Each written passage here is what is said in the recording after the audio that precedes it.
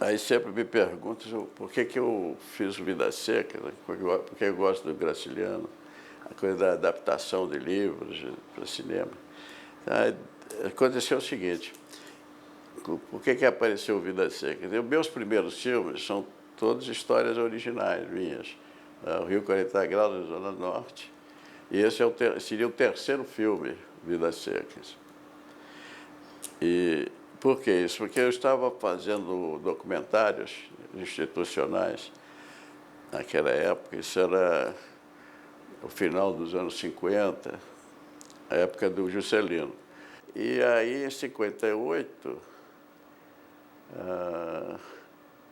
eu tive uma seca braba. E fomos lá filmar em Juazeiro da Bahia. E aí, quando eu vi pela primeira vez o Flagelado, eu conhecia pela leitura, ler os livros, as coisas, né? Jorge Amado, Raquel de Queiroz, essas coisas todas. Aí, claro, vamos inventar um filme, aquela coisa de vou contar essa história, fazer um filme. Comecei a escrever um roteiro. Mas era sempre, dava como final, assim, o roteiro ficava meio superficial. Meio não, muito, porque isso só ficava na aparência, não saía do clima de reportagem. Agora, trabalhando nesse roteiro, fiz uns 2 ou 3 versões, eu usava um livro de consulta, chamado Vidas Secas. Eu pegava o livro para ver como é que era o sertanejo, como é que fazia, tinha as informações básicas. E lá pelas tantas, eu falei, mas é esse o filme, está escrito aqui. Que bobagem minha de inventar uma história. Isso aqui é um homem que viveu o assunto, um homem de alto nível, um grande escritor, é um homem da terra, tem uma visão crítica, não era... Então, é esse o filme. Comecei a fazer a adaptação. Agora, eu tive sorte, porque eu fui fazer o filme na Bahia, lá em Juazeiro, no mesmo lugar onde eu assistia o fenômeno da seca, talvez, aquilo tudo. Mas choveu, Pabu, choveu, inundou a cidade, a caatinga ficou verde. E eu não podia fazer o Vidas Secas. Então, abandonei o projeto Vidas Secas, escrevi uma história, inventei lá, chamada Mandacaru Vermelho. Quando eu fui fazer o Mandacaru, eu comecei a me integrar no sertão, a conhecer melhor, porque eu sou paulista, morando no Rio, né? Então o sertão eu via como repórter, estava sempre com o olhar de fora.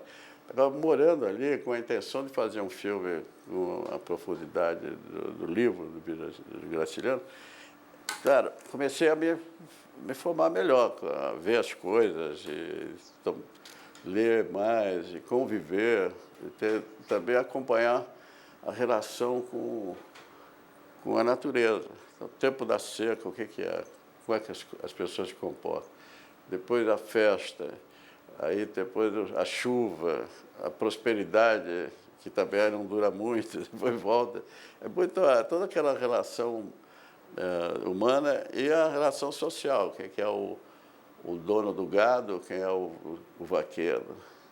Né? Aquela é a relação lá, poder e submissão. Né? O que é o Estado, a polícia, o juiz, aquelas coisas que estão no Graciliano com muita precisão. Mas eu fui ver na realidade aquilo tudo.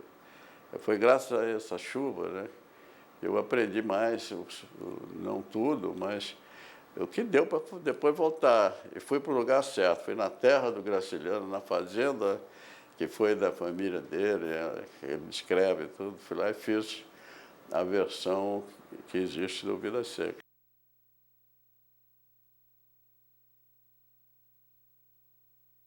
Havia uma tradição que era influência americana, depois a Vera Cruz usou muito, quer dizer, usar a música de orquestra. Sabe? Eu mesmo fiz o Rio Zona Norte, Rio 40 Graus, tinha uma orquestra gigantesca, o Radamés Nhata, fazendo, não é? Fez uma adaptação do samba do Zé Quieto, fez uma música sinfônica para abrir o filme, para fechar passagens musicais. Né? Agora, lá no Vidas Secas, aquela paisagem. Além disso, conhecendo e tendo convivido ali, a música é bastante escassa. né? E principalmente na época que eu não tinha radinho de pilha. O filme se passa nos anos 40, no meio da guerra, tanto a história tem 40, 41, 42. Como fazer música, botar uma orquestra e tal. Além disso, havia também uma prática de fazer um cinema de cangaceiros. Em São Paulo produzia-se muitos filmes de cangaço. Tá? Então, aí tem a ideia seguinte, música nordestina é baião. Você bota um baião e aquela orquestra com violino. Tá? Não dá, não tem como pôr essa música no filme com aquela imagem despojada, minimalista e tal. Não, que música. Gravamos no carro de boi, com ruído, que é aqueles. Eles põem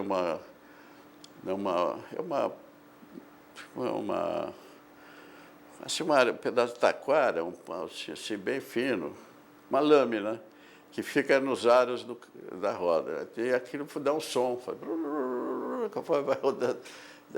Parece é estranho, não é? Parece uma orquestra de violinos desafinados.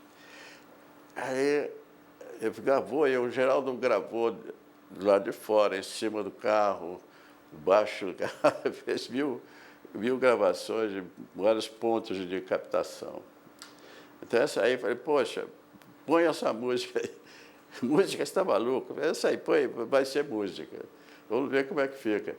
Quando bateu a primeira vez, unanimidade, é isso, não tem como, tá? Acabou a discussão sobre música, certo? Né? Ficou sendo tem a função da música de cinema, a música do background, né? Que abre e fecha o filme. E depois tem um momento que é o som real, que chega o carro de boi na cidade, e aí todo mundo saca que de onde veio aquele som. Então, ficou sendo assim a solução, acho que foi boa.